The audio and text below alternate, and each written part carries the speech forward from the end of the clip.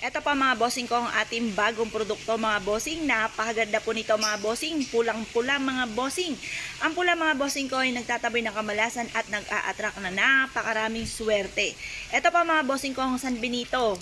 Yan po mga bossing ko ay may purong gold at meron ding mix yung gold and silver. Pero ano't ano man ay parehas po yan na maswerte mga bossing. Ang San Benito mga bossing ko ay isa sa mga proven na nagtataboy ng mga negatibong enerhiya. Yung mga palipad hangin, sumpa, at kung ano man po maaaring negatibo na mapa sa inyo ay meron po kayong protection mga bossing. Yan nga po mga bossing ko ang San Benito. Saan man kayo tutungo, kayo po ay merong protection.